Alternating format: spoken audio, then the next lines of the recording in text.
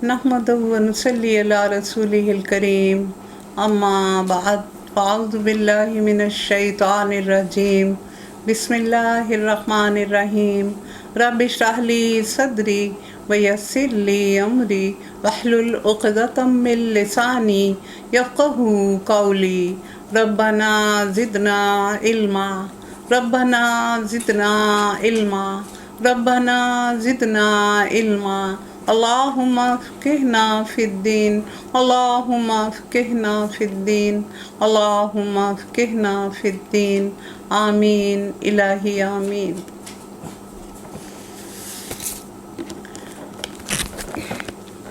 सूरत अन-नज्म 33 तक किया था, 34। तेरी रहमतों पे है मुनहसिर मेरे हर अमल की कबूलियत, न मुझे सलीक़ाए इल्तजा न मुझे शऊर नमाज है।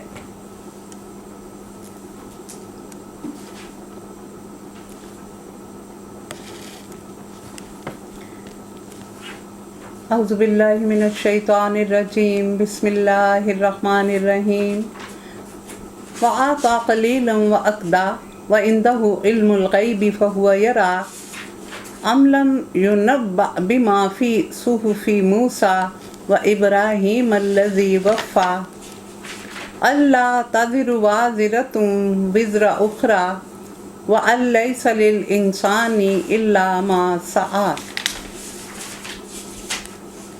फिर ए नबी, तुमने उस शख्स को भी देखा जो राह खुदा से फिर गया और थोड़ा देकर रुक गया। क्या उसके पास ग़ैब का इल्म है कि वो हकीकत को देख रहा है? क्या उसे उन बातों की खबर नहीं पहुंची जो मूसा के सहीफ़ों और इब्राहीम के सहीफ़ों में बयान हुई है, जिसने वफ़ा का हक़ अदा कर दिया? यह सूफ़ इब्राहीमी और सूफ़ मूसा का ज़िक्र सूरत अल-आला में भी आता है। तो ये वलीद बिन मुग़ीरा के बारे में कहा गया है कि उसके एक दोस्त ने जो मुसलमान हो चुका था उसको बड़ा यानी मुतासर किया और वो रसूलुल्लाह सल्लल्लाहु अलैहि वसल्लम की तालीमात से बहुत मुतासर हुआ था, तो वो इस्लाम कबूल करने पे आमादा हो गया था।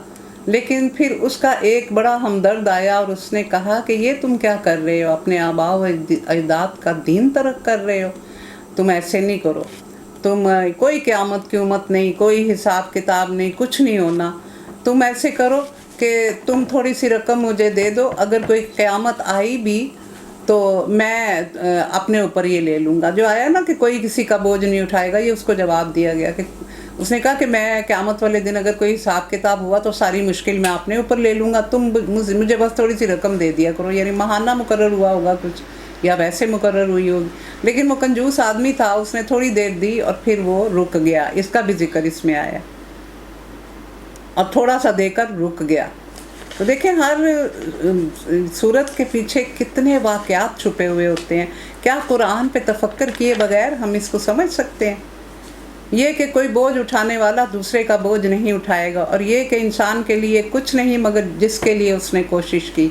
यानी इससे दो तीन बातें पता चलती हैं कि हर शख्स जो कुछ भी पाएगा अपने अमल का फल पाएगा, और एक शख्स के अमल का फल दूसरा नहीं पा सकता, उसको नहीं मिल सकता, और बग़ैर जद्दोजहद के कोई फल नहीं मिलेगा। यानी यहाँ हम आखिरत की फसल तैयार करते हैं, मेहनत करते हैं, बीज बोते हैं, फसल को पानी देते हैं, तब जाके कहीं वो फसल तैयार होती है और उसका अजर हमें आखिरत में मिलेगा। यानी जो हम नेक अमाल भेजते हैं वो एक बैंक में जमा होते हैं, समझें कि हमारा अकाउंट खुल जाता है उसमें, और जितना ज़्यादा हम माल भेजेंगे, जितनी ज़्यादा नकदी हम नेक अमाल की भेजेंगे वो उस बैंक में जमा होगी।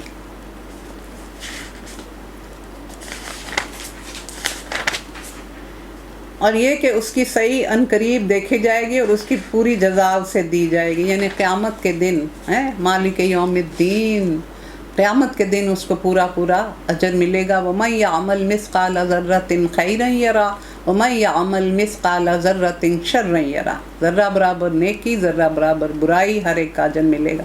और ये कि आखिरकार पहुँचना तेरे रब ही के पास है, और ये कि उसी ने हंसाया और उसी ने रुलाया। क्या मतलब कि अगर कोई हमारे लिए खुशी का मकाम आता है तो वो भी हम मिन जानिब अल्लाह होता है, और अगर कोई आजमाइश आती है तो वो भी मिन जानिब अल्लाह होती है। اور یہ کہ اسی نے موت دی، اسی نے زندگی دی، کہ ٹوٹل اتھارٹی جو ہے، ایبسولوٹ اتھارٹی، سوورینٹی، وہ لائز ود آل مائٹی اللہ۔ اور یہ کہ اسی نے نر اور مادہ کا جوڑا پیدا کیا جو ایک بوند سے ٹپکائی جاتی ہے، نطفہ۔ اور یہ کہ دوسری زندگی بخشنا بھی اس کے ذمہ۔ ساری تمہید کیوں باندھی گئی کہ تم حیات بعد الممات کو نہیں مانتے، تم دوبارہ اٹھنے کو نہیں مانتے۔ اور یہ کہ اس نے غنی کیا اور جائیداد بخشی، کہ غنی کیا، بے نیاز کیا، یعنی کسی کے پاس بہت بھی ہے تو وہ اللہ کی راہ میں دینے پہ لگا ہوا ہے، بہت کم ہے لیکن اللہ کے ایسے بندے ہیں۔ کیا کہا جاتا ہے پاکستانیوں کے بارے میں؟ سب سے زیادہ خیرات کرنے والی قوم اور زکوٰۃ ٹھیک طرح ادا نہ کرنے والی قوم، خیرات اور صدقات میں بڑھ چڑھ کے حصہ لینے والی قوم دنیا میں۔ اور یہ کہ وہی شیرہ کا رب ہے۔ تو شیرہ کیا ہے؟ یہ ڈاگ سٹار کو کہا جاتا ہے۔ یہ سورج سے 23 گنا زیادہ روشن ہے، زمین سے اس کا فاصلہ 8 سال نوری سے بھی زیادہ ہے۔ یہ سورج سے چھوٹا اور کم روشن اس لیے نظر آتا ہے، اور اہل مصر اس کی پرستش کرتے تھے، اور اس کے طلوع کے زمانے میں دریائے نیل میں فیضان شروع ہو جاتا تھا، اور وہ سمجھتے تھے کہ اسی کی وجہ سے یہ فیضان ہے، اور یہ سمجھتے تھے قبیلہ خزاعہ کے لوگ بھی اس کی پرستش کرتے تھے۔ تو یہ اس لیے اس کا ذکر آیا۔ اور یہ کہ اس نے عاد اولیٰ کو ہلاک کیا اور سمود کو ایسا مٹایا کہ ان میں سے کسی کو باقی نہ چھوڑا، اور ان سے پہلے قوم نوح کو تباہ کیا۔ وہ تھے ہی سخت ظالم اور سرکش لوگ، اور اوندھی گرنے والی بستی ہوئی، حضرت لوط کی قوم۔ اٹھا پھینکا ان کو، پھر چھا دیا ان پر جو کچھ کے چھا دیا۔ کیا بحیرہ مردار میں وہ سیاہ دلدل میں وہ دھنسی ڈوبی پڑی ہے۔ پس ہے مخاطب اپنے رب کی، کن کن نعمتوں کو جھٹلاؤ گے، کن کن نعمتوں پر شک کرو گے۔ یہ ایک تنبیہ ہے، پہلے آئی ہوئی تنبیہات میں سے۔ آنے والی گھڑی قریب آ لگی ہے، اللہ کے سوا کوئی اس کو ہٹانے والا نہیں۔ اب کیا یہی وہ باتیں ہیں جن پر تم تعجب کرتے ہو، ہنستے ہو اور روتے نہیں ہو؟ یعنی کیا فرمایا تھا رسول اللہ صلی اللہ علیہ وسلم نے کہ اگر میں تمہیں مردے کے احوال دکھا دوں کہ اس کو دفنانے کے بعد جس طرح وہ چیخ پکار کرتا ہے، تو تم اپنے مردوں کو دفن کرنا بند کر دو گے۔ یعنی زندگی کی حقیقتیں اتنی تلخ ہیں کہ تم ہنسنے کا تو مقام ہی نہیں ہے، اور گا بجا کر انہیں ٹالتے ہو۔ جھک جاؤ اللہ کے آگے اور بندگی بجا لاؤ۔ یہ آیت سجدہ ہے۔ اور یہاں جو سامدون کا لفظ آیا، تو سامدون کا کیا مطلب ہے؟ کفار مکہ قرآن کو دبانے اور لوگوں کی توجہ دوسری طرف ہٹانے کے لیے زور زور سے گانا شروع کر دیتے، اور یعنی پھر یہ کہ سمود کا دوسرا مطلب تکبر ہے، کہ تکبر کے طور پر سر نیو ہارنے کو کہتے ہیں۔ کفار یعنی ایسے ہی جھٹک دینا۔ کفار مکہ رسول اللہ صلی اللہ علیہ وسلم کے پاس سے جب گزرتے تو غصے کے ساتھ منہ اوپر اٹھائے ہوئے نکل جاتے۔ تو یہ 2-3 مفہوم اس میں پائے جاتے ہیں۔ اور سامدون رات کو بیٹھ کے جو چوپال لگائی جاتی ہے اور اس میں خوش گپیاں اور قصے، اس کے لیے بھی کہا جاتا ہے۔ اگلی صورت قمر۔ قمر کا مطلب چاند۔ یہ مکی صورت ہے، اور یہ اس کی جو مصحف میں ترتیب ہے وہ 54 ہے، لیکن نزولی ترتیب 37 ہے، یعنی یہ شروع کی صورتوں میں سے ہے۔ تو اس میں شق القمر کا واقعہ پیش آیا تھا، اور یہ واقعہ ہجرت سے 5 سال پہلے مکہ معظمہ میں منی کے مقام پہ پیش آیا تھا۔ اور چاند یعنی رسول اللہ صلی اللہ علیہ وسلم نے بارہا یہ کہا کہ میرے بعد اور کچھ نہیں لیکن قیامت آئے گی۔ تو میں اور قیامت اپنی دونوں انگلیوں کو ملا کے کہا تھا کہ میں اور قیامت اس طرح ہیں۔ تو یہ قیامت کے یعنی جو نشانیاں ہیں ان میں سے بھی ایک تھی شق القمر۔ تو ہوا کیا تھا کہ رسول اللہ صلی اللہ علیہ وسلم اس کی خبر، جس قیامت کے آنے کی خبر رسول اللہ صلی اللہ علیہ وسلم دے رہے تھے وہ برپا ہو سکتی ہے، اور اس کی آمد کا وقت قریب آ لگا ہے۔ اور یعنی ان کی آنکھوں کے سامنے عظیم الشان کرہ چاند پھٹا تھا، 2 ٹکڑے ہو کر ہر ایک دوسرے سے اتنے دور چلے گئے کہ دیکھنے والوں کو ایک ٹکڑا پہاڑ کے ایک طرف اور دوسرا دوسری طرف نظر آتا تھا، اور پھر آن کی آن میں وہ دونوں مل گئے تھے۔ یہ بات اس چیز کا کھلا ثبوت تھی کہ نظام عالم ازلی اور ابدی نہیں، غیر فانی ہے، درہم برہم ہو سکتا ہے، ستارے اور سیارے ٹوٹ سکتے ہیں، پھٹ سکتے ہیں، ایک دوسرے سے ٹکرا سکتے ہیں، کیونکہ قیامت کا نقشہ یہ پیش کیا جاتا تھا تو وہ مانتے نہیں تھے، جھٹلاتے تھے، ان کو وہ کر کے دکھا دیا۔ اس کی 55 آیات ہیں اور 3 رکوع ہیں۔ بسم اللہ الرحمن الرحیم۔ اقتربت الساعۃ وانشق القمر وإن يروا آیۃ یعرضوا ویقولوا سحر مستمر وکذبوا واتبعوا اہواءہم وکل امر مستقر وَلَقَدْ جَاءَهُم مِّنَ الْأَنبَاءِ مَا فِيهِ مُزْدَجَرٌ حِکْمَةٌ بَالِغَةٌ فَمَا تُغْنِ النُّذُرُ۔ قیامت کی گھڑی قریب آ گئی اور چاند پھٹ گیا۔ یہ الہ آباد کا واقعہ ہے کہ کیرالا مالابار کا راجہ ایک ہندو تھا، وہ دریا کے کنارے چہل قدمی کر رہا تھا، تو اس نے دیکھا یہ، اس کے ساتھ جو ساتھی تھے ان سے پوچھا کہ یہ کیا ہوا ہے، تو انہوں نے کہا دیکھیں وہ مسلمان نہیں تھے، ان کی بات سنیں، اور یہ مان نہیں رہے تھے یہاں کے لوگ، مکہ کے لوگ۔ تو اس کے ساتھیوں نے کہا کہ عرب میں ایک شخص آیا ہے اور اس نے نبوت کا دعویٰ کیا ہے، تو ہو سکتا ہے یہ اس کا معجزہ ہو۔ وہ پہنچ کے بعد تک تو اس نے جواب دیا کہ پھر ہم یہاں کیا کر رہے ہیں، اور روایات بتاتی ہیں کہ وہ اسلام لے آیا تھا بعد میں۔ تو یہ چاند پھٹ گیا، مگر ان لوگوں کا حال ہی ہے کہ کوئی نشانی بھی دیکھ لیں تو اس سے منہ موڑ جاتے ہیں اور کہتے ہیں یہ تو چلتا ہوا جادو ہے۔ کیا مطلب کہ جو شب و روز کی جادوگری کا سلسلہ انہوں نے چلا رکھا ہے، یہ اس کی ایک کڑی ہے، جادوگر جو کہتے تھے۔ یا دوسرا یہ کہ پکا جادو ہے اور بڑی مہارت سے دکھایا گیا ہے۔ تیسرا یہ کہ جس طرح اور جادوگر گزر گئے اپنے اپنے کرتب دکھا کے، تو نعوذ باللہ یہ بھی گزر جائیں گے۔ یہ مطلب انہوں نے جھٹلا دیا اور اپنی خواہش نفس کی پیروی کی۔ ہر معاملے کو آخرکار ایک انجام تک پہنچنا ہوتا ہے۔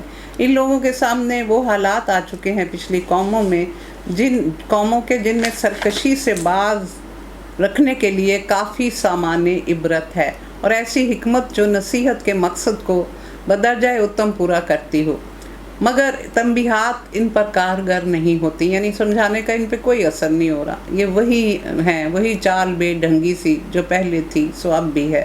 اے نبی ان سے رخ پھیر لو، جس روز پکارنے والا ایک سخت ناگوار چیز کی طرف پکارے گا۔ کون سی چیز؟ سور پھونکا جائے گا، 1 2 3 سور۔ لوگ سہمی ہوئی نگاہوں کے ساتھ اپنی قبروں سے اس طرح نکلیں گے گویا کہ وہ جراد منتشر کہ بکھری ہوئی ٹڈیاں ہیں، اس طرح اتنے زیادہ لوگ ہوں گے، پکارنے والے کی طرف دوڑے جا رہے ہوں گے۔ اس وقت تو کہیں گے ھذا یوم عسیر، یہ تو بڑا مشکل کٹھن دن ہے۔ اس سے پہلے نوح کی قوم کو جھٹلا چکے، انہوں نے ہمارے بندے کو جھوٹا قرار دیا اور کہا یہ دیوانہ ہے، وہ بری طرح جھڑکا گیا۔ ان کے ساتھ بہت برا سلوک کرتے تھے، ان کو مار کے لہو لہان کر دیتے تھے، وہ بے ہوش ہو کے گر جاتے تھے، پھر ان کے بیٹے آ کے ان کو اٹھا کے لپیٹ کے لے کے جاتے تھے۔ آخرکار اس نے کہا انی مغلوب فانتصر، اے میرے رب میں مغلوب ہو چکا ہوں، تو ان سے انتقام لے۔ حضرت نوح کو ابو البشر، آدم ثانی کہا جاتا ہے، پہلے پیغمبر ہیں، حضرت آدم نبی تھے۔ 41 مرتبہ اس قصہ کو قرآن میں یعنی کسی جگہ ڈیٹیل اور کسی جگہ ریفرنس سے بیان کیا گیا۔ آپ 80 لوگوں کے ساتھ کشتی میں سوار ہوئے تھے۔ تب ہم نے موسلادھار بارش سے آسمان کے دروازے کھول دیے اور زمین کو پھاڑ کر چشموں میں تبدیل کر دیا، یعنی پہاڑ تک پانی تھا، آسمان اور زمین دونوں پانی سے مل گئے تھے، اور یہ سارا پانی اس کام کو پورا کرنے کے لیے مل گیا جو مقدر ہو چکا تھا۔ اور نوح کو ہم نے ایک تختوں اور کیلوں والی کشتی پر سوار کر دیا جو ہماری نگرانی میں چل رہی تھی۔ دیکھیں حضرت سلیمان کے جن بھی اللہ کی نگرانی میں کام کرتے تھے، اب کشتی بھی اللہ تعالیٰ چلا رہے ہیں۔ یہ تھا بدلہ اس شخص کی خاطر جس کی ناقدری کی گئی تھی۔ تو اللہ تعالیٰ نے اپنے لیے کیا فرمایا؟ وما قدر اللہ حق قدرہ، کہ وہ اللہ کی قدر نہیں پہچانتے جیسا پہچاننے کا حق ہے۔ اور اس کشتی کو ہم نے ایک نشانی بنا کر چھوڑ دیا۔ پھر کوئی ہے نصیحت قبول کرنے والا؟ دیکھ لو کیسا تھا میرا عذاب اور کیسی تھی میری تنبیہات، ہم نے اس قرآن کو نصیحت کے لیے آسان بنا دیا، پھر ہے کوئی نصیحت قبول کرنے والا؟ عاد نے جھٹلایا تو دیکھ لو کیسا تھا میرا عذاب اور کیسی تھی میری تنبیہات، ہم نے ایک پہم نحوست کے دن سخت طوفانی ہوا ان پر بھیج دی جو اٹھا اٹھا کر لوگوں کو پٹخ رہی تھی۔ یہ بدھ والے دن عذاب شروع ہوا اور بدھ والے دن ہی ختم ہوا، یعنی 8 دن اور 7 راتوں تک یہ جاری رہا۔ اور اسی سے کچھ لوگوں نے، یعنی ہم جب اپنی ینگ ایج میں تھے تو سننے میں آتا تھا ہاں بدھ کا دن بڑا منحوس ہوتا ہے، اس دن نہ کام شروع کرنا، تو سمجھ نہیں آتی تھی کہ دن تو اللہ نے بنائے ہوئے ہیں، نحوست کہاں سے آ گئی؟ تو وہ اس چیز سے یہ بات چلی آتی ہوگی، لیکن اس کا کوئی اسلام میں مقام نہیں ہے۔ اللہ کے بنائے ہوئے سارے دن بڑے اچھے ہیں۔ جیسے وہ جڑ سے اکھڑے ہوئے کھجور کے تنے ہوں، تو تنے کیوں کہا گیا کہ ان کے 12 13 فٹ لمبے قد ہوتے تھے، تو یہ اس طرح لگ رہے تھے مرے ہوئے جیسے کھجور کے تنے ہیں۔ بس دیکھ لو کیسا تھا میرا عذاب اور کیسی تھی میری تنبیہات، اور ہم نے اس قرآن کو نصیحت کے لیے آسان بنا دیا، اور ہے کوئی نصیحت قبول کرنے والا؟ سمود نے تنبیہات کو جھٹلایا اور کہنے لگے ایک اکیلا آدمی جو ہم ہی میں سے ہے، کیا ہم اس کے پیچھے چلیں؟ ایک اکیلا ہے، ہم سے ہے اور وہ بشر ہے۔ یہ 3 خامیاں بتائی جا رہی ہیں ان کی۔ اس کا اتباع ہم قبول کر لیں تو اس کا مطلب یہ ہوگا کہ ہم تو بہک ہی گئے اور ہماری عقل ہی ماری گئی۔ ہمارے درمیان بس یہی ایک شخص تھا جس پر اللہ کا ذکر نازل کیا گیا، اور یہی بات یہ کفار مکہ کہتے تھے کہ ہم طائف اور مکہ کے اتنے بڑے بڑے سردار، تو اللہ تعالیٰ نے کس کو چن لیا؟ بلکہ یہ پرلے درجے کا جھوٹا اور غلط آدمی ہے۔ ہم نے اپنے پیغمبر سے کہا کل ہی انہیں معلوم ہو جائے گا کہ کون پرلے درجے کا جھوٹا اور غلط ہے۔ ہم اونٹنی کو ان کے لیے فتنہ بنا کر بھیج رہے ہیں، اب ذرا صبر کے ساتھ دیکھ کے ان کا انجام کیا ہوتا ہے۔ ان کو جتا دے کہ پانی ان کے اور اونٹنی کے درمیان تقسیم ہوگا، اور ہر ایک کی اپنی باری ہوگی، ایک دن اونٹنی اور اس کا بچہ پیے گا اور ایک دن تم اور تمہارے جانور۔ آخرکار ان لوگوں نے اپنی قوم کے اپنے آدمی کو پکارا اور اس نے اس کام کا بیڑا اٹھایا اور اونٹنی کو مار ڈالا۔ یہ قیدار بن سلف تھا۔ تو اس میں یہ روایات یہ بتاتی ہیں کہ ایک عورت خود بہت زیادہ خوبصورت تھی اور وہ بدقماش تھی، بد کردار تھی، تو اس نے بڑا اس کو لوبھ دلایا۔ اور دوسرا یہ کہا جاتا ہے کہ ایک عورت کی بڑی خوبصورت 2 بیٹیاں تھیں، تو اس طرح رجھا کے انہوں نے اس کام کے لیے آمادہ کیا تھا، کیونکہ حضرت صالح بد کرداری سے روکتے تھے، تو اس لیے وہ بہت ہی ان کو ناپسند تھے۔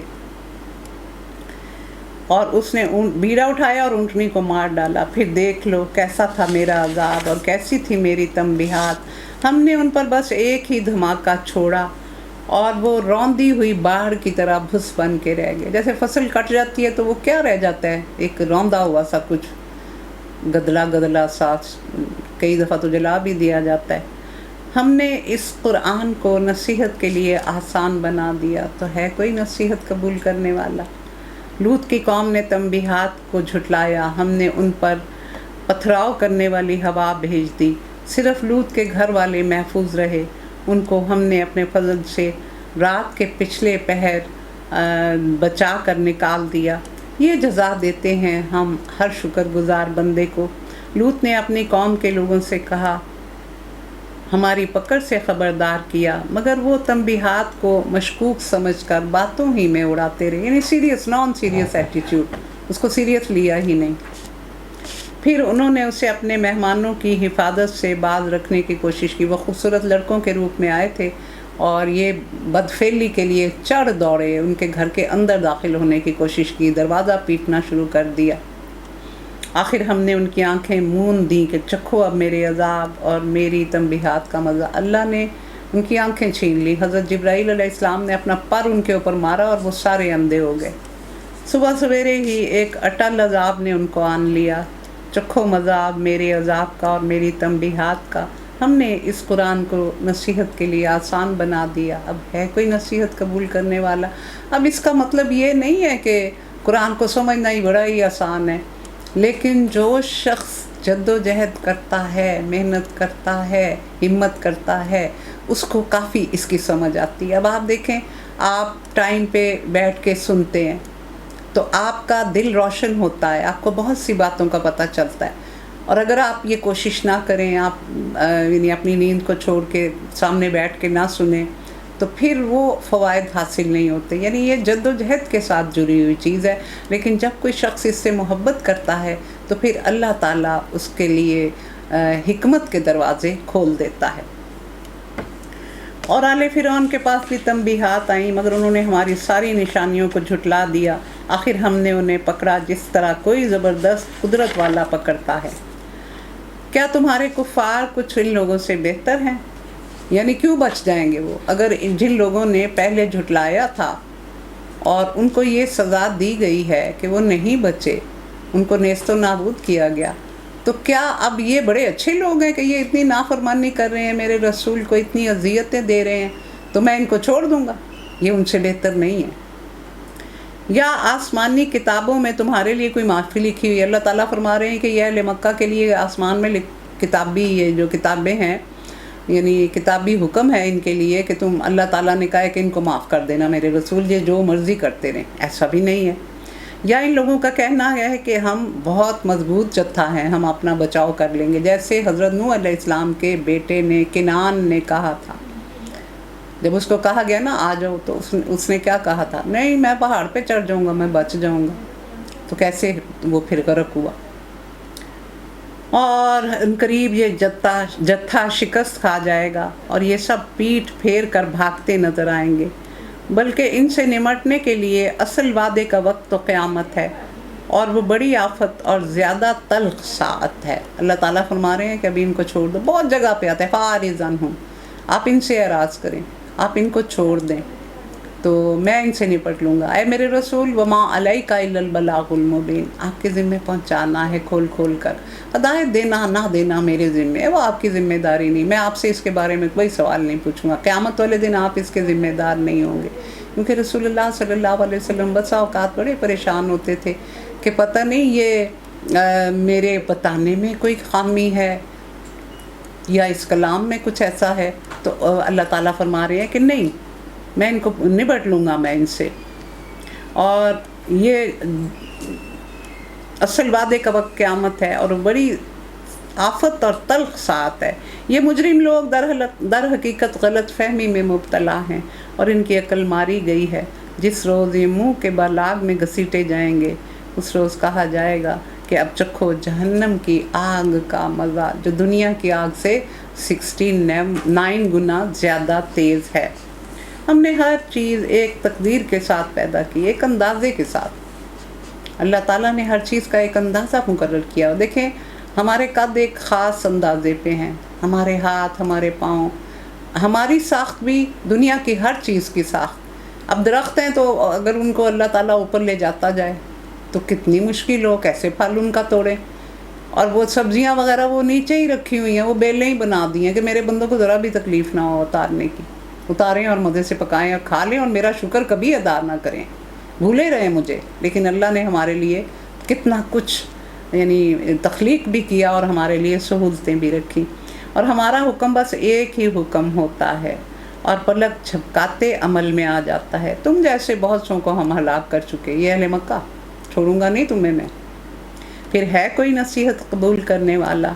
जो कुछ उन्होंने किया है वो सब दफ्तरों में दर्ज है, हर छोटी बड़ी बात लिखी हुई मौजूद है। इन्नल मुत्तक़ीना फ़ी जन्नातिन व नहर फ़ी मक़अदि सिद्क़िन इंदा मलीकिन मुक़तदिर। नाफरमानी से परहेज़ करने वाले यकीनन बागों और नहरों में होंगे, सच्ची इज़्ज़त की जगह, बड़े ज़ी इक़्तिदार बादशाह के करीब, अपने रब के करीब। जितना किसी का अमल ज़्यादा अच्छा होगा उसकी कुर्बत अल्लाह से उतनी ही ज़्यादा होगी। आम जो जन्नती होंगे उनको अल्लाह का दीदार जुमे के जुमे नसीब होगा, लेकिन जो अल्लाह के बरगुज़ीदा नबी, रसूल, औलिया अल्लाह के सूफिया, उनको अल्लाह ताला हर रोज़ अपना दीदार अता करेंगे। ये वहाँ फ़र्क होगा। अगली सूरत अर-रहमान।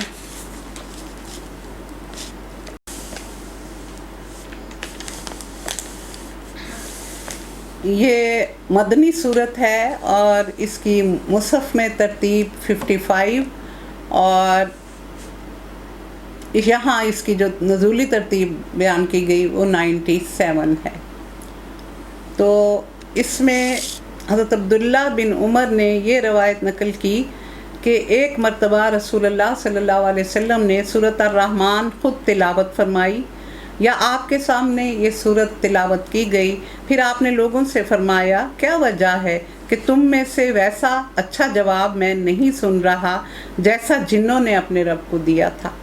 تو لوگوں نے عرض کیا وہ کیا جواب تھا؟ تو آپ نے فرمایا جب میں اللہ تعالیٰ کا ارشاد فَبِأَيِّ آلَاءِ رَبِّكُمَا تُكَذِّبَانِ پڑھتا تو جن اس کے جواب میں کہتے لا بِشَيْءٍ مِّن نِعْمَتِ رَبِّنَا نُكَذِّبُ، ہم اپنے رب کی کسی نعمت کو نہیں جھٹلاتے۔ تو یہ ہمارے لیے بھی ہے کہ ہمیں بھی اگر ہمارے سامنے ہو تو ہمیں یہ پڑھنے کی کوشش ضرور کرنی چاہیے۔ اس سورت کی پوری تلاوت ہوگی۔ اعوذ باللہ من الشیطان الرجیم، بسم اللہ الرحمن الرحیم۔ الرحمن علم القرآن، خلق الانسان علمہ البیان،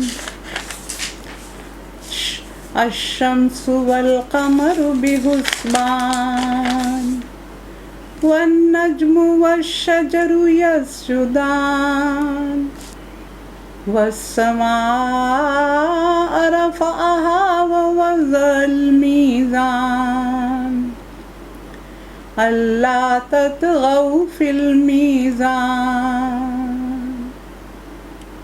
وأقيموا الوزن بالقسط ولا تخسروا الميزان، والأرض وضعها للأنام، فيها فاكهة والنخل ذات الأكمام، والحب ذو العصف والريحان، فبأي آلاء ربكما تكذبان، خلق الإنسان من صلصال كالفخار، وخلق الجان من مارج من نار، فبأي آلاء ربكما تكذبان، رب المشرقين ورب المغربين، فبأي آلاء ربكما تكذبان، مرج البحرين يلتقيان، بينهما برزخ لا يبغيان، فبأي آلاء ربكما تكذبان، يخرج منهم اللؤلؤ والمرجان، فبأي آلاء ربكما تكذبان، وله الجوار المنشآت في البحر كالأعلام،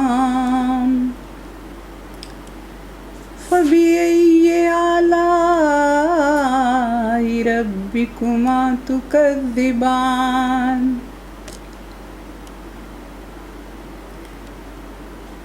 كل من عليها فان، وَيَبْقَى وَجْهُ رَبِّكَ ذُو الْجَلَالِ وَالْإِكْرَامِ فَبِأَيِّ آلَاءِ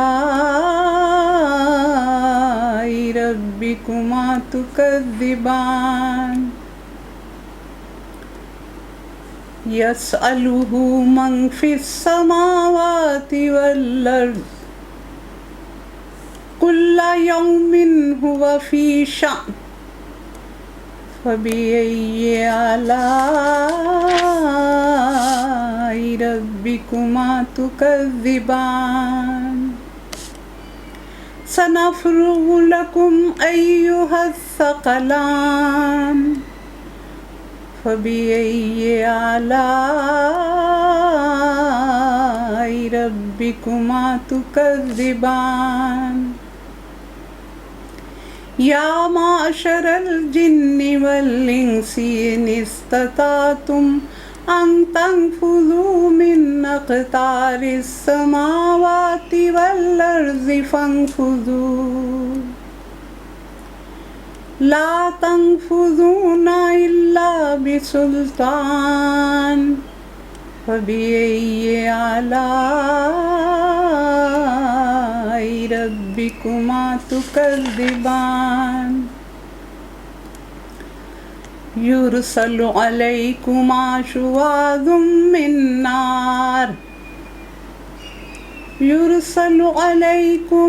شُوَاظٌ مِّن نَّارٍ وَنُحَاسٌ فَلَا تَنتَصِرَانِ فَبِأَيِّ آلَاءِ رَبِّكُمَا تُكَذِّبَانِ فَإِذَا انشَقَّتِ السَّمَاءُ فَكَانَتْ وَرْدَةً كَالدِّهَانِ فَبِأَيِّ آلَاءِ رَبِّكُمَا تُكَذِّبَانِ فَيَوْمَئِذٍ لَا يُسْأَلُ عَنْ ذَنبِهِ إِنسٌ وَلَا جَانٌ فَبِأَيِّ آلَاءِ رَبِّكُمَا تُكَذِّبَانِ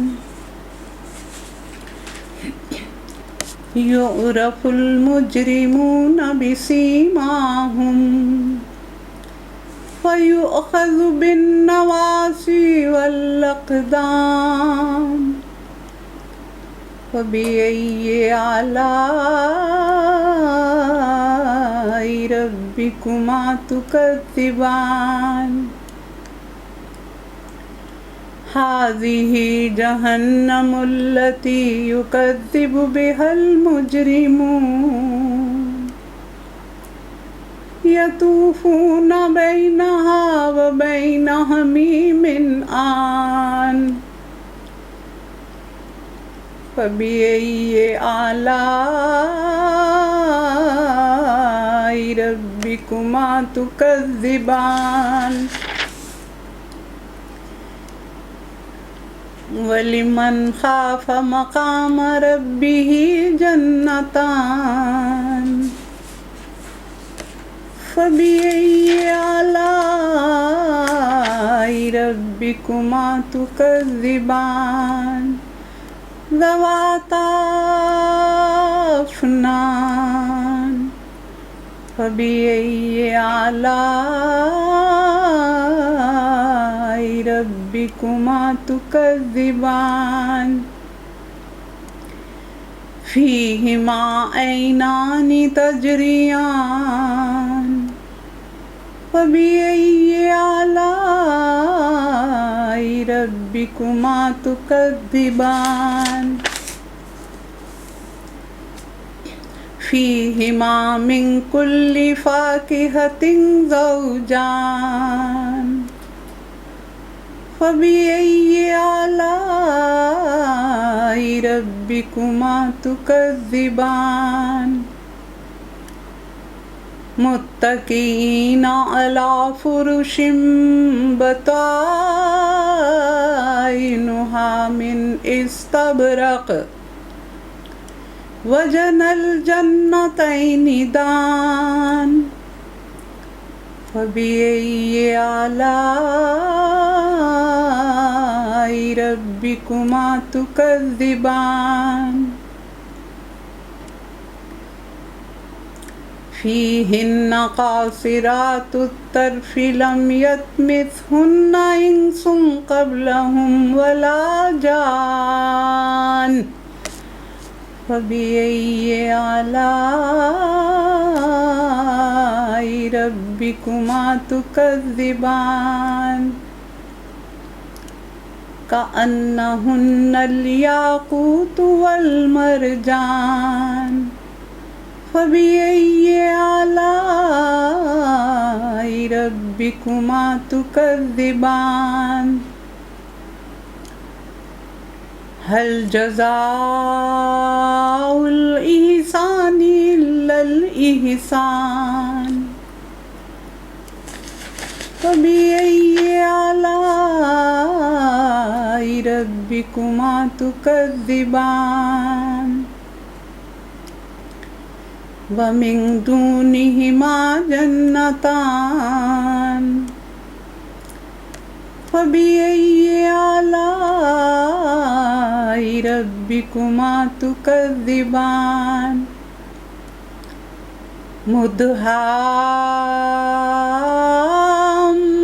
مدهامتان فبأي آلاء ربكما تكذبان فيهما عينان نضاختان فبأي آلاء ربكما تكذبان فيهما فاكهة ونخل ورمان فبأي آلاء ربكما تكذبان فيهن خيرات حسان فبأي آلاء ربكما تكذبان حور مقصورات في الخيام فبأي آلاء ربكما تكذبان لم يطمثهن إنس قبلهم ولا جان فبأي آلاء ربكما تكذبان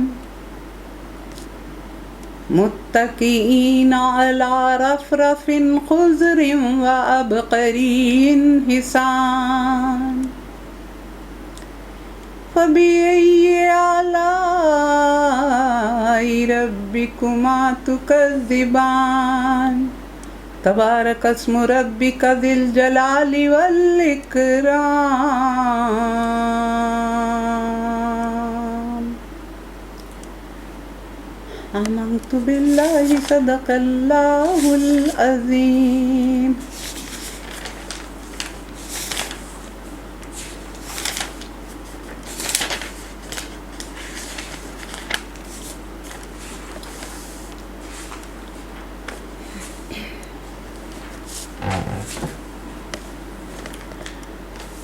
इसकी 78 आयात हैं, 78 आयात हैं और 3 रकू हैं.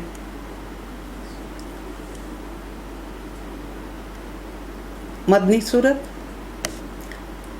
अल्लाह के नाम के साथ जो रहमान और रहीम है. रहमान ने इस कुरान की तालीम दी है, उसी ने इंसान को पैदा किया और उससे बोलना सिखाया. देखें, इंसान की तरतीब तो ये बनती है, हमारे हिसाब से तो तरतीब ये बनती थी अर्रहमान खलकल इंसान अल्लमहुल कुरान अल्लमल कुरान, कि रहमान वो है जिसने इंसान को तख्लीक किया और फिर उसको कुरान की तालीम दी. लेकिन इसका क्या मतलब है? कुरान की तालीम पहले और इंसान की तख्लीक बाद में. ये बड़ा गौर तलब है. اور پھر اسے بولنا سکھایا، یعنی پھر اسے یہ قوت دی کہ یہ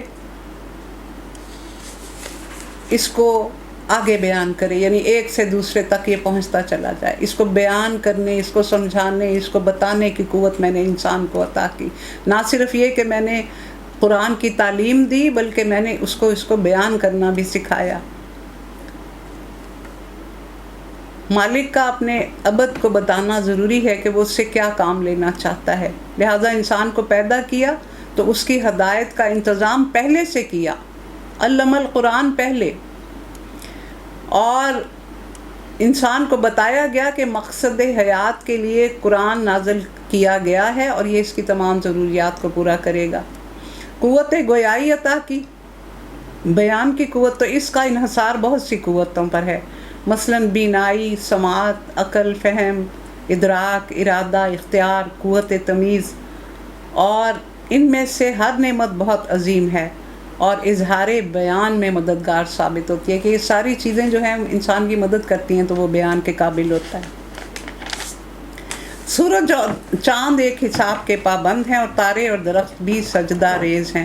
اب یہاں نجم جو ہے عام طور پہ اس کا مطلب ستارے لیا جاتا ہے، وہ بھی مطلب ٹھیک ہے، لیکن لغت عرب میں نجم ایسے پودوں اور بیل بوٹوں کو کہا جاتا ہے جن کا تنا نہیں ہوتا، جیسے ترکاریاں، خربوزے اور تربوز وغیرہ، تو وہ بھی مفہوم اس میں شامل ہے۔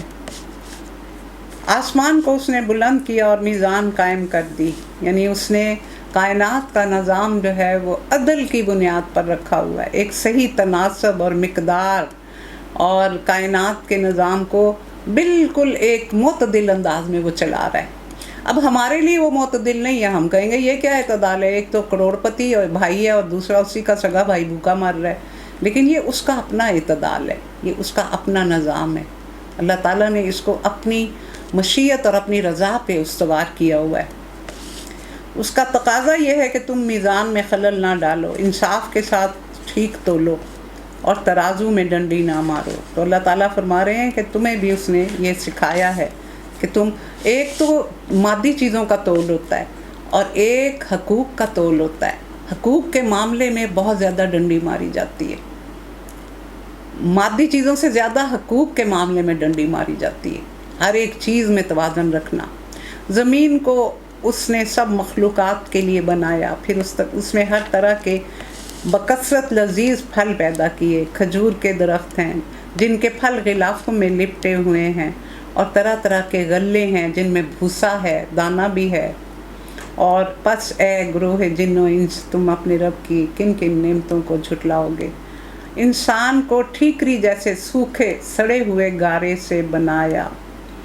آدم کی تخلیق کے مراحل کیا ہیں؟ تراب ہے، خشک مٹی، پھر تین ہے، گیلی مٹی، پھر تین لازب، لیستار مٹی، پھر حمئ مسنون، بدبودار کیچڑ، پھر سلسالنگ یعنی حرارت سے پکائی گئی مٹی، سلسالنگ کل فخار، بجنے والی ٹھیکری، کھنکھنانے والی مٹی۔ تو یہ اتنے مراحل ہیں انسان کے، یہ بجتا بہت ہے، تکبر اس میں بہت ہے، یہ جو اس کا آخری جو کام ہے یہ اس بڑا زیادہ اس کو اپنی اوقات سے باہر کئی دفعہ لے جاتا ہے۔ اور جن کو آگ کی لپٹ سے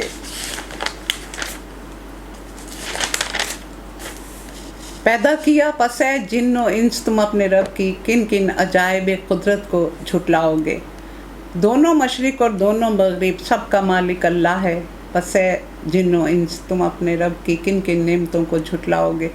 دونوں مشرق اور دونوں مغرب کے سورج گردش میں ہے، ہر روز اس کے نکلنے کی جگہ فرق ہوتی ہے، تو اس طرح سال کا چکر جو ہے وہ سارے مشرق اور سارے مغرب بن جاتے ہیں۔ دو سمندروں میں اس نے چھوڑ دیا کہ باہم مل جائیں، پھر بھی ان کے درمیان ایک برزخ ہے جس سے وہ تجاوز نہیں کرتے۔ پس ہے جن و انس تم اپنے رب کی کن کن قدرتوں کو جھٹلاؤ گے، یعنی ساتھ ساتھ میٹھا اور کھاری پانی، یا اوپر اور نیچے میٹھا اور کھاری پانی، ساتھ ساتھ دو رنگوں کا پانی، اور ساتھ ساتھ ٹھنڈا اور گرم پانی، اور اسی طرح وہ چلتے رہتے ہیں۔ اور کئی جگہ बहुत सी ऐसी मादनियात जो अल्लाह ने ज़मीन में रखी हुई हैं वो पानी में मिक्स हो जाती हैं। ख़ास तौर पे सल्फ़र के बारे में कहा जाता है, और वो फिर वहाँ से वो पानी चलता रहता है और साथ साथ मीठा पानी चल रहा होता है। तो ये उसके मोजज़ात हैं।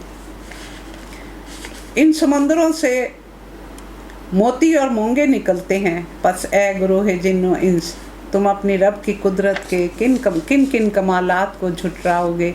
और ये जहाज़ उसी के हैं जो समंदरों में पहाड़ों की तरह ऊंचे उठे हुए हैं। बस ए जिन्नो इंस, तुम अपने रब के किन किन एहसानात को झुटलाओगे। हर चीज़ जो ज़मीन में है फ़ना होने वाली है, सिर्फ़ तेरे रब की जलीलो करीम ज़ात ही बाकी रहने वाली है। ये है असल बात है कि अल्लाह के सिवा ला इलाहा इल्लल्लाह। बस है जिन्नो इंस, तुम अपने रब के किन किन कमालात को झुटलाओगे। ज़मीन और आसमानों में जो भी हैं सब अपनी हाजतें उससे मांग रहे हैं। हर आन वो नई शान में है। इसका क्या मतलब है कि जो भी चीज़ उसने दुनिया में तख्लीक की है उसका सामान उसने उसको अता किया है।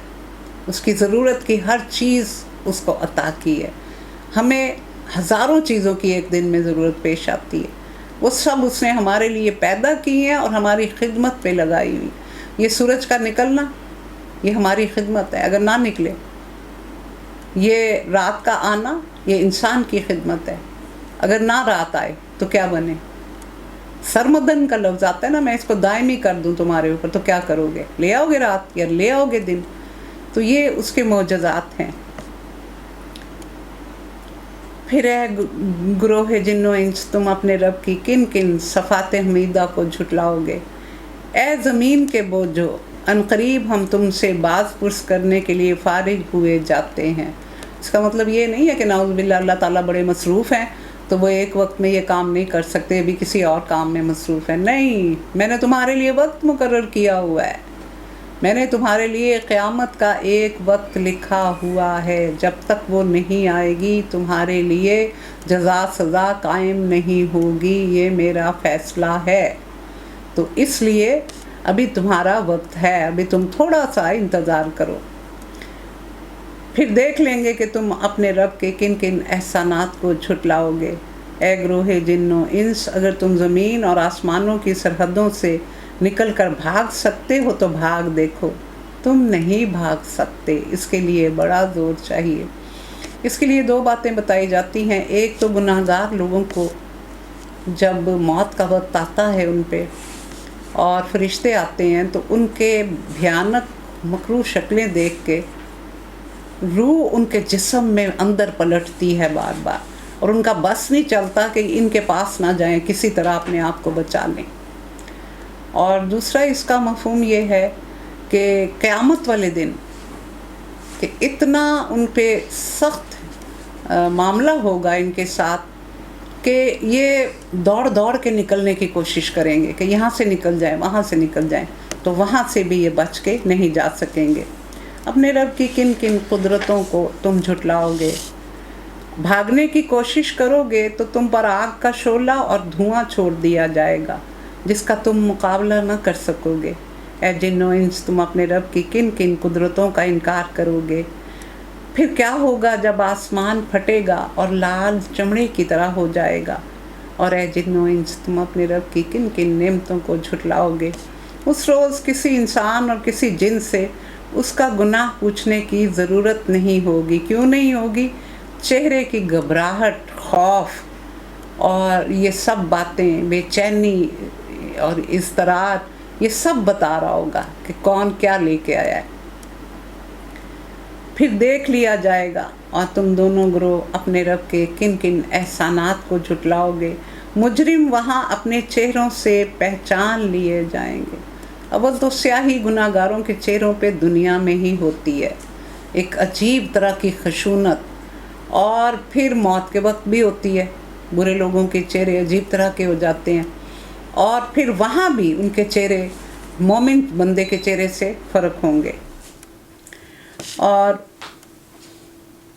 उन्हें पेशानी के बाल और पाँव पकड़कर घसीटा जाएगा। फिर तुम अपने रब की किन किन कुदरतों को झुटलाओगे। ये वही जहन्नम है जिसको मुजरिमीन झूठ करार दिया करते थे। उसी जहन्नम और खौलते हुए पानी के दरमियान वो गर्दिश करते रहेंगे। फिर अपने रब की किन किन नेमतों को तुम झुटलाओगे। और उस शख्स के लिए जो अपने रब के हजूर पेश होने का खौफ रखता हो, दो बाग हैं। अपने रब के किन किन इनामात को तुम झुटलाओगे। हरी भरी डालियों से भरपूर अपने रब के किन किन इनामात को तुम झुटलाओगे। दोनों बागों में दो चश्मे रवां, अपने रब की किन किन नेमतों को तुम झुटलाओगे। दोनों बागों में हर फल की दो किस्में, एक दुनिया के फल होंगे और एक वहाँ के अपने जन्नत के फल होंगे। हालांकि दुनिया के फलों का जायका भी दुनिया के फलों वाला नहीं होगा, शक्ल होगी। फिर तुम अपने रब की किन किन नेमतों को झुटलाओगे। जन्नती लोग फर्शों पर तकिया लगाए बैठे होंगे। ये देखें, ये उनका दिन होगा। और उसके अस्तर दबीज रेशम के होंगे और बागों की डालियां फलों से झुकी पड़ी होंगी। यानी अगर कोई शख्स ख्वाहिश करेगा तो वो टहनी उसके पास आएगी और फल तोड़ेगा और वापस जाएगा तो वो टहनी वापस जाएगी तो उसके साथ दोबारा फल लग चुका होगा।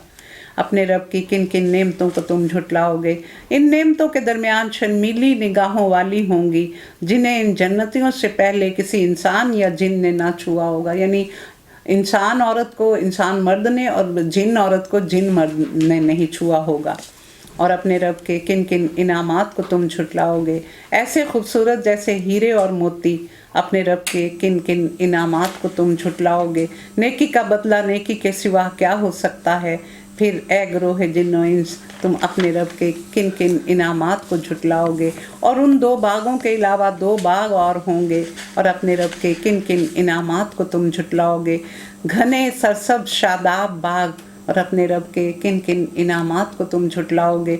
दोनों बागों में दो चश्मे फव्वारों की तरह उबलते हुए, अपने रब के किन किन इनामात को तुम झुटलाओगे। उनमें बकसरत फल और खजूरें और अनार और अपने रब के किन किन इनामात को तुम झुटलाओगे। इन नेमतों के दरमियान खूबसूरत और खूबसूरत बीवियाँ, अपने रब के किन किन इनामात को तुम झुटलाओगे। खैमों में ठहराई हुई हूरें और अपने रब के किन किन इनामात को तुम झुटलाओगे।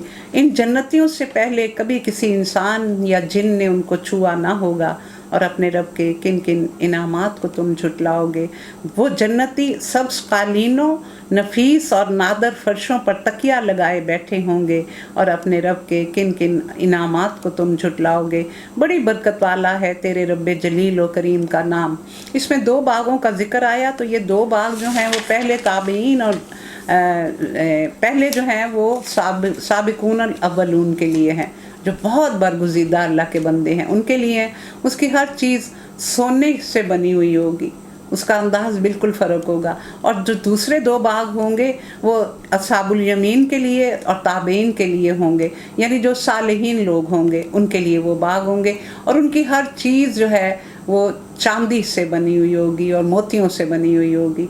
तो ये अल्लाह का इनाम है जो वहाँ दिया जाएगा। और जो बीवियों का जिक्र आया तो ये बीवियाँ जो दुनिया की हैं वहाँ जब पहुँचेंगी तो उनके बिल्कुल उनको बाकरा यानी कंवारा बना दिया जाएगा और उनको जवानी की हालत में वहाँ वो अल्लाह ताला उनको बनाएंगे। हर औरत जवान होगी, खूबसूरत होगी। अगर वो दुनिया में खूबसूरत नहीं भी थी तो वहाँ उसको बहुत ज़्यादा खूबसूरत कर दिया जाएगा, क्योंकि अहले खाना के बगैर तो इंसान की ज़िंदगी मुकम्मल नहीं होती। तो अल्लाह ताला ने उसी तरह फिर दुनियावी नेमतों के साथ साथ अहलो अयाल की नेमतों का भी भरपूर इसमें ज़िक्र किया हुआ है कि हूरें भी होंगी और वो बीवियां भी होंगी जिनके साथ वो रहना चाहेंगे। और अगर कोई अपनी बीवी दुनिया वाली बीवी के साथ नहीं रहना चाहेगा या कोई बीवी नहीं रहना चाहेगी और वो जन्नती होगी तो कोई ज़बरदस्ती किसी के साथ नहीं होगी। अगली सूरत अल-वाक़िया है। ये दोनों ही बहुत जुड़वां सूरतें लगती हैं कि इनका अंदाज़ बहुत ज़्यादा एक दूसरे से मिलता जुलता है। वाक़िया का मतलब किसी चीज़ का वक़ू पज़ीर हो जाना। ये सूरत जो है ये मुसहफ़ के एतबार से इसका 56 नंबर है, लेकिन नज़ूली एतबार से ये 46 है। और इसका जो ज़माना नज़ूल है वो इस चीज़ से पता चलता है कि जब हज़रत उमर रज़ी अल्लाह ताला अन्हो अपनी बहन के घर पहुँचे थे उनको मारने के लिए, और वो मार खा के लहू लुहान भी हो गई थी। तो उसके बाद जब वो डट के सामने आ गई थी और उन्होंने कहा था कि कर लो जो करना है, मैं तो इस्लाम नहीं छोड़ूंगी, तो यही उनका एक टर्निंग पॉइंट बन गया। तो उन्होंने कहा अच्छा मुझे वो सुनाओ, तो उनका दिल बदल गया। तो उनकी बहन ने कहा था, हालांकि हज़रत खबाब बिन अर्द सूरत ताहा पढ़ रहे थे जब हज़रत उमर तशरीफ़ लेके गए, लेकिन उन्होंने बहन ने कहा कि इसको नहीं छू सकते मगर ताहिर लोग, ला यमसुहा इल्ला ताहिर, कि आप ताहिर नहीं हैं, आप नजस हैं, आप पहले गुस्ल करें, वज़ू करें, फिर आप इसको छू सकते हैं। तो ये जो आयत है जो उन्होंने उस वक्त हवाला दिया था, ये इस सूरत की है। तो इससे अंदाज़ा होता है कि उस वक्त सूरत वाक़या नाज़िल हो चुकी थी। मक्की सूरत है, बिस्मिल्लाहिर्रहमानिर्रहीम। इसके 96 इसकी आयात और 3 रकू हैं। इज़ा वक़अतिल वाक़िअह लैसा लिवक़अतिहा काज़िबा हाफ़िज़तुर राफ़िआ इज़ा रुज्जतिल अर्ज़ु रज्जा व बुस्सतिल जिबालु बस्सा फ़कानत हबाअ मुंबत्ता व कुंतुम अज़वाजन सलासा फ़अस्हाबुल मैमनति मा अस्हाबुल मैमना व अस्हाबुल मशअमति मा अस्हाबुल मशअमा व साबिक़ून साबिक़ून उलाइकल मुक़र्रबून फ़ी जन्नातिन नईम। ये सूरतें इतनी रिदम वाली और इतनी म्यूज़िकल हैं कि इनको बग़ैर तिलावत के पढ़ा जाना बहुत मुश्किल होता है मेरे लिए। जब होने वाला वाक़या हो जाएगा तो कोई उसके वाक़या होने को झुटलाने वाला ना होगा। ये क़यामत वो तौबाला कर देने वाली आफत होगी। ज़मीन उस वक्त यकबारगी हिला डाली जाएगी और पहाड़ रेज़ा रेज़ा कर दिए जाएंगे कि परागंदा गुबार बन के उड़ेंगे। और यही बात सूरत अल-क़ारिया में कही गई, यौम यकूनुन नासु कल फराशिल मबसूस व तकूनुल जिबालु कल इहनिल मंफूश। तुम लोग 3 ग्रोहों में तकसीम हो जाओगे, दाएं बाजू वाले तो दाएं बाजू वालों का क्या कहना, और बाएं बाजू वाले तो बाएं बाजू वालों की बदनसीबी का क्या कहना, और आगे वाले तो फिर आगे वाले ही हैं, वो तो मुकर्रब लोग हैं, नेमत बरी जन्नतों में होंगे, अगलों में से बहुत से होंगे और पिछलों में बहुत कम। अगलों से मतलब ये है कि जो उम्मत रसूल अल्लाह सल्लल्लाहु अलैहि वसल्लम से पहले गुज़र चुकी और वो अव्वलीन हैं, और रसूल अल्लाह सल्लल्लाहु अलैहि वसल्लम की बुअसत के बाद क़यामत तक के लोग आखरीन हैं। फिर इसका एक और मतलब बताया गया कि हर उम्मत के अव्वल लोग और आखिर लोग जो होंगे उनका ये फ़र्क बताया गया, और यानी उनमें जो है वो नेक लोगों की तादाद पिछलों में अगलों में बहुत होंगे और पिछलों में कम होंगे, कि तालीमात जब नबी की कम हो जाती हैं तो असरात भी लोगों पे कम होते थे। मुरस्सा तख्तों पर तकिया लगाए हुए बैठे होंगे और उनकी मजलिसों में अब्दी लड़के शराब चश्मा जारिया से लबरेज प्याले और सागर लिए दौड़ते फिर रहे होंगे, जिसे पीकर ना सर चकराएगा ना अकल में फतूर आएगा, और वो उनके सामने तरह तरह के लजीज फल पेश करेंगे। देखिए मेहमान नवाजी जन्नत में हो रही है, और कहा जाता है ये लड़के जो हैं ये काफरों के वो बच्चे हैं जो बिल्कुल छोटी उम्र में फौत हो जाते थे, तो उनको वो जन्नत में ही रखे जाएंगे क्योंकि उनका कोई कसूर नहीं होगा, और जिसे वो चाहें चुन लें। मैंने बताया ना कि ये ऐसा फल नहीं होगा कि एक सीजनल है उसके बाद दरख्त मुंड हो गया, और ये कि फल जो तोड़ लिया उसकी जगह खाली हो गई, नहीं, वो सदा बहार, कोई उनका हर मौसम में हर वक्त वो मिलेंगे। दुनिया का मामला वहाँ नहीं होगा, सॉरी। और परिंदों के गोश्त पेश करेंगे कि जिस परिंदे का चाहे इस्तेमाल करें, और अल्लाह ताला को पता है कि हमें परिंदों का गोश्त बहुत पसंद है। अल्लाह ने हमें तख्लीक की है, वो हमारी रग रग से वाकिफ़ है, और उनके लिए खूबसूरत आंखों वाली हूरें होंगी, ऐसी हसीन जैसे छुपा कर रखे गए मोती। ये सब कुछ उन अमाल की जज़ा के तौर पर उन्हें मिलेगा जो दुनिया में वो करते रहे। अब अल्लाह ताला देखें, ये नहीं कह रहे कि मैं अपने फजल से दे रहा, तुम्हारे अमाल तो इस काबिल ही नहीं थे, तुम्हारी तो एक नमाज भी परफेक्ट नहीं थी, और ये हकीकत है। वहाँ वो कोई बेहुदा कलाम या गुनाह की बात ना सुनेंगे, जो बात भी होगी ठीक ठीक होगी। और दाएं बाजू वाले तो उनकी खुशनसीबी का क्या कहना, वो बेखार बेरियों और तय बतय चरे हुए केलों और दूर तक फैली हुई छाँव और हर दम रवां पानी और कभी ख़त्म ना होने वाले बकसरत फलों से मुस्तफ़ीज़ हो रहे होंगे, और ऊंची नशिस्तगाहों में बैठे होंगे। ऊंचाई पे अल्लाह ने उनको बिठाया होगा, ज़मीन में تو اسلام کا طریقہ یہ ہے کہ دسترخوان زمین پہ بچھاؤ، اور اسلامی جو بہت سے اسلامک کنٹریز میں ابھی بھی لوگ تکیہ دار مجلس سجاتے ہیں. ہم لوگوں نے اب دوسروں کی پیروی کر کے اب صوفوں کا رواج ڈال لیا ہے، اور ان کی بیویوں کو نئے سرے سے پیدا کریں گے اور انہیں کنوارا بنا دیں گے. یعنی ہر عورت چاہے وہ بوڑھی بچوں والی جو جس حالت میں بھی وہ جائے گی، وہ جنت میں جوان اور خوبصورت ہوگی. اپنے شوہروں کی عاشق کرو، عمر میں ہم سن، یہ کچھ دائیں بازو والوں کے لیے ہے، وہ اگلوں میں سے بہت ہوں گے اور پچھلوں میں سے بھی بہت ہوں گے. یہ میڈیوکر لوگوں کی بات ہے کہ نیک عمل کرنے والے جو درمیانے درجے کے لوگ ہیں. اور بائیں بازو والوں کی بدنصیبت کا کیا کہنا، وہ لو کی لپٹ اور کھولتے ہوئے پانی اور کالے دھوئیں کے سائے میں ہوں گے جو نہ ٹھنڈا ہوگا نہ آرام دے. یہ وہ لوگ ہوں گے جو اس انجام کو پہنچنے سے پہلے خوشحال تھے اور گناہ عظیم پر اصرار کرتے تھے. یعنی ہم بار بار گناہ کیے جاتے تھے اور کہتے تھے کیا جب ہم مر کر خاک ہو جائیں گے اور ہڈیوں کا پنجر بن جائیں گے تو پھر اٹھا کھڑے کیے جائیں گے. ہے ہی ہاتھا ہے ہی ہاتھ، یہ نہیں ہونا، کوئی قیامت نہیں آنی، بس یہی دنیا کی زندگی ہے، اسی میں ہمیں موج کرنی ہے، اسی میں ہمیں رہنا ہے. اور کیا ہمارے وہ باپ دادا بھی اٹھائے جائیں گے جو پہلے گزر چکے، یعنی ہزاروں سال پہلے جو باپ دادا جا چکے ہیں، کیا وہ بھی اٹھائے جائیں گے؟ اے نبی ان لوگوں سے کہو یقیناً اگلے اور پچھلے سب ایک دن جمع کیے جانے والے ہیں جس کا وقت مقرر کیا جا چکا ہے. قیامت کا وقت اللہ نے مقرر کیا ہے اور لوح محفوظ میں درج کر دیا ہے، اس میں تبدیلی نہیں آئے گی. ہر انسان کی زندگی کا وقت اس کی موت کا بانی ہے، اس میں بھی تبدیلی نہیں آتی. پھر اے گمراہو اور جھٹلانے والو، تم شجر زقوم کی غذا کھانے والے ہو، اسی سے تم پیٹ بھرو گے. یہ جو دوزخ کی تہہ سے نکلے گا، اور یہ جیسے ہمارا کیکٹس ہوتا ہے، تھوہر کا درخت، جو جسم کو کانٹا لگے تو اس کی خارش ہی نہیں جاتی، اور اس کے اندر سے جو پانی نکلتا ہے وہ اگر جسم کو لگ جائے تو وہ بیمار کر دیتا ہے انسان کو. تو یہ درخت وہاں وہ کھائیں گے. کس طرح کھائیں گے؟ اللہم لا نجعلنا منہم، اللہم لا تجعلنا منہم، اے اللہ ہمیں ان میں شامل نہ کرنا.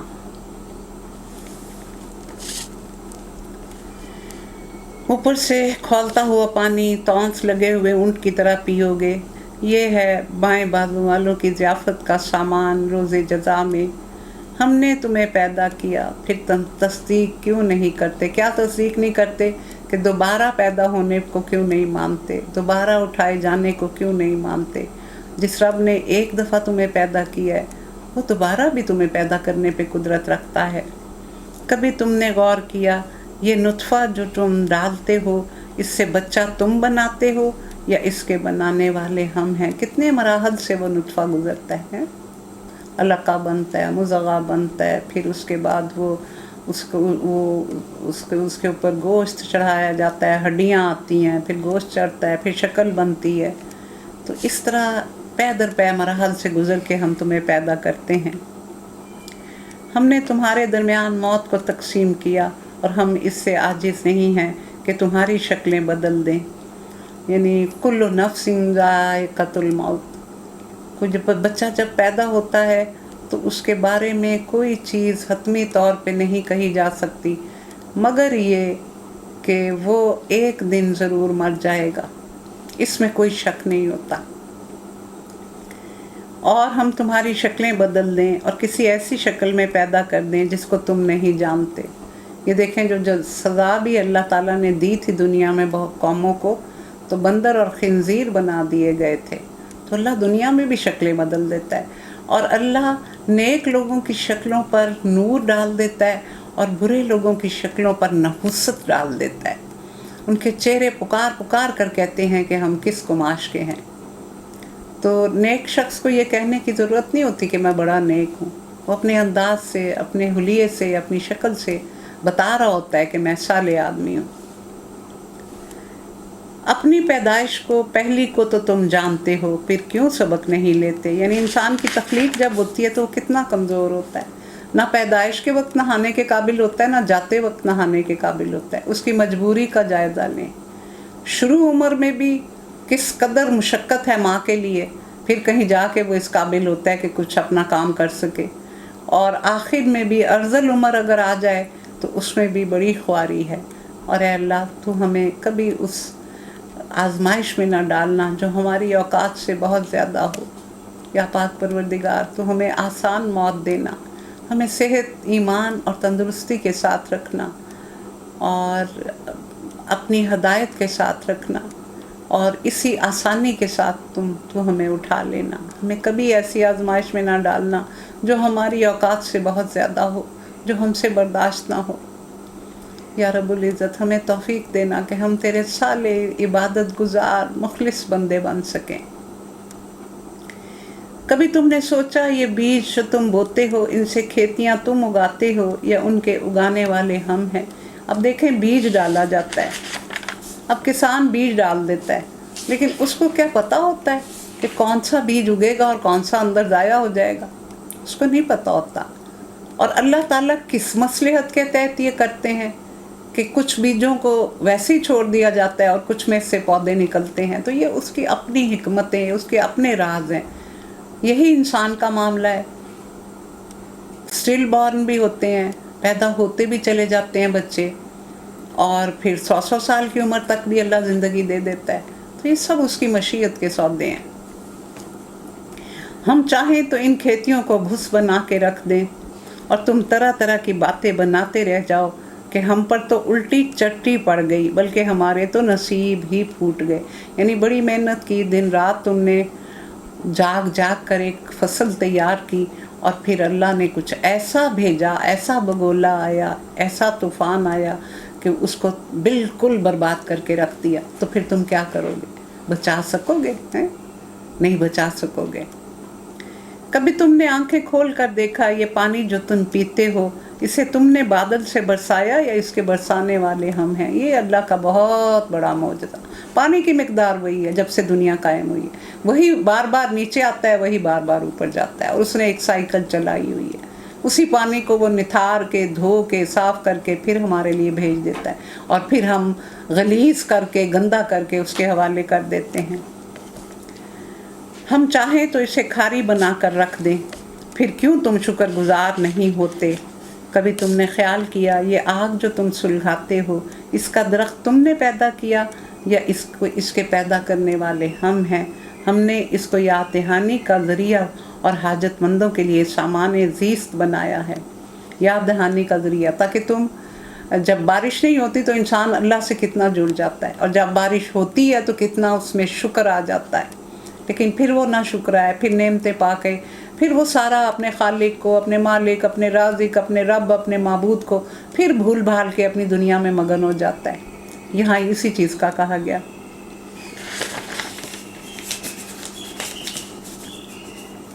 فَسَبِّحْ بِاسْمِ رَبِّكَ الْعَظِيمِ فَلَا أُقْسِمُ بِمَوَاقِعِ النُّجُومِ وَإِنَّهُ لَقَسَمٌ لَوْ تَعْلَمُونَ عَظِيمٌ إِنَّهُ لَقُرْآنٌ كَرِيمٌ فِي كِتَابٍ مَّكْنُونٍ لَا يَمَسُّهُ إِلَّا الْمُطَهَّرُونَ۔ یہ جو میں نے پہلے ذکر کیا تھا۔ پس اے نبی اپنے رب کے نام کی تسبیح کرو، اور اس کو رسول اللہ صلی اللہ علیہ وسلم نے فرمایا تھا کہ اسے نماز میں رکھ لو، رکوع میں۔ پس نہیں میں قسم کھاتا ہوں تاروں کے مواقع کی، اور اگر تم سمجھو تو یہ بہت بڑی قسم ہے کہ یہ ایک بلند پایا قرآن ہے اور ایک محفوظ کتاب میں ثبت ہے، جسے طاہروں کے سوا، پاک لوگوں کے سوا کوئی نہیں چھو سکتا۔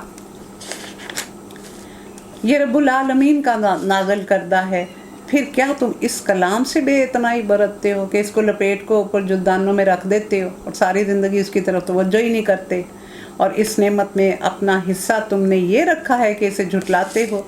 اب اگر تم کسی کے محکوم نہیں اور تم اپنے خیال میں سچے ہو، تو جب مرنے والے کی جان حلق تک پہنچ چکی ہوتی ہے اور تم آنکھوں دیکھ رہے ہوتے ہو کہ وہ مر رہا ہے، اس وقت اس کی نکلتی ہوئی جان کو تم واپس کیوں نہیں لاتے؟ اب اس کو زندہ کر کے دکھاؤ نا، نہیں مانتے ہو رب کو۔ اس وقت تمہاری نسبت ہم اس کے زیادہ قریب ہوتے ہیں، مگر تم کو نظر نہیں آتے۔ پھر وہ مرنے والا اگر مقربین میں سے ہو تو اس کے لیے راحت اور عمدہ رزق اور نعمت بری جنت ہے، اور اگر اصحابُ الیمین میں سے ہو تو اس کا استقبال یوں ہوتا ہے کہ سلام ہے تجھے تو اصحاب الیمین میں سے ہے، دائیں بازو والوں میں سے۔ اور اگر وہ جھٹلانے والے گمراہ لوگوں میں سے ہو تو اس کی تواضع کے لیے کھولتا ہوا پانی اور جہنم میں جھونکا جانا ہے۔ ان ھذا لہو حق الیقین فسبح باسم ربک العظیم۔ اور یہ سب کچھ قطعی حق ہے، پس اے نبی اپنے رب عظیم کے نام کی تسبیح کرو۔ حضرت عقبہ بن عامر کی روایت ہے کہ جب یہ آیت نازل ہوئی تو رسول اللہ صلی اللہ علیہ وسلم نے حکم دیا کہ تم لوگ اپنے رکوع میں اس کو رکھ لو، یعنی سبحان ربی العظیم کہا کرو۔ اور جب آیت سبح اسم ربک الاعلیٰ سورۃ الاعلیٰ کی پہلی آیت نازل ہوئی تو آپ نے فرمایا کہ تم اسے اپنے سجدے میں رکھو، یعنی سبحان ربی الاعلیٰ اس طرح کہا کرو۔ اور مسند احمد، ابو داؤد، ابن ماجہ، ابن حبان، حاکم، اس سے پتہ چلتا ہے کہ رسول اللہ صلی اللہ علیہ وسلم نے نماز کا جو طریقہ مقرر فرمایا اس کے چھوٹے چھوٹے اجزاء تک قرآن پاک کے اشاروں سے ماخوذ ہیں۔ تو اس کو ذکر جامع کہا گیا نا قرآن کو۔ ذکر جامع کیا ہے؟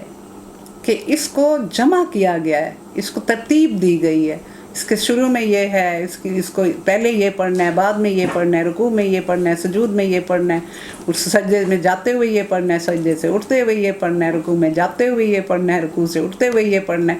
تو یہ ساری ترتیب اللہ تعالیٰ نے ہمیں اس طرح قرآن کے ذریعے ہی سمجھائی ہے کہ یہ ذکر جامع اسی لیے کہلاتا ہے۔ اور دوسرا یہ کہ اس ذکر میں، نماز کے ذکر میں، یعنی نماز کی عبادت میں انسان کے سارے جو اعضاء ہیں وہ شامل ہوتے ہیں، ہر ایک عضو حصہ لے رہا ہوتا ہے اس میں، تو اس لیے بھی اس کا نام نماز کا ذکر جامع ہے۔ اور نماز وہ عبادت ہے کہ جس کو اماد الدین، دین کا ستون کہا گیا۔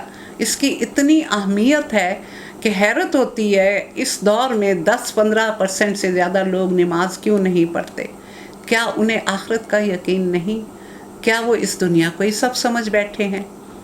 کیا وہ لوگوں کو اپنے سامنے، اپنی آنکھوں کے سامنے جاتا ہوا نہیں دیکھ رہے کہ کس طرح ہر روز لوگ ان کی آنکھوں کے سامنے چلے جاتے ہیں؟ کیا ان کو یہ پتہ نہیں کہ یہ دنیا وہ ساری یہاں چھوڑ کے جاتے ہیں؟ کیا انہوں نے کبھی کسی کو اپنے ساتھ کچھ لے جاتے دیکھا ہے؟ نماز سے الغرضی جو ہے وہ ناقابل معافی جرم ہے۔ سب سے پہلا حساب نماز کا ہوگا۔ اور اگر ہم یہ سمجھتے ہیں کہ ہماری نماز میں خشوع نہیں ہے اور ہم زیادہ توجہ سے اور اخلاص سے نہیں ادا کرتے، تو کرتے رہنے سے ہی اخلاص آتا ہے۔ جب انسان اپنے آپ کو اس کا اتنا پابند بنا لے کہ اس کے بغیر نیند نہ آئے تو پھر اللہ بھی انسان کی طرف متوجہ ہو جاتا ہے، وہ بھی اس کو پھر اس کے قلب کو کھول دیتا ہے۔ تو اللہ تعالیٰ ہم سب کو نماز کی باقاعدگی عطا کرے اور یعنی ہماری ذریت کو اور ہماری نسل کو بھی اس چیز کی حفاظت کرنے کی توفیق دے اور ان میں قرآن کی تعلیم کو عام کرے، قرآن کی محبت دلوں میں ڈال دے۔ جب انسان کو کسی چیز سے محبت ہو جائے تو پھر کچھ کرنا مشکل نہیں رہتا۔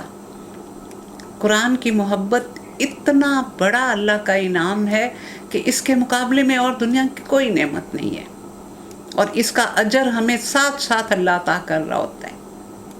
تو اللہ تعالیٰ ہم سب کو اس پر عمل کرنے اور اس کو سمجھنے کی توفیق عطا فرمائے۔ سبحانک اللہم و بحمدک، نشہد ان لا الہ الا انت، نستغفرک و نتوب الیک۔ آمین الہی آمین۔